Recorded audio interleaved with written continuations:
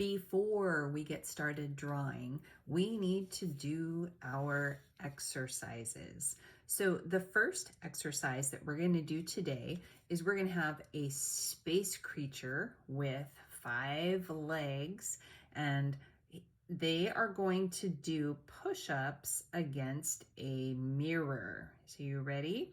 You line up your fingers like this, and then you push down, and then you push up, and you push down, and you push up.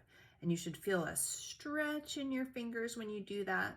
Push up. And it looks like this on the other side. Push down and push up. One more time. Push down and push up. Perfect.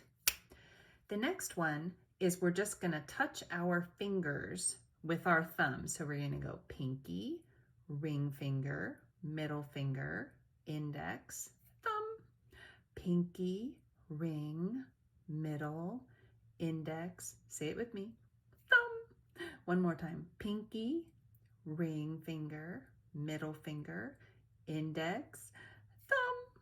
Great job.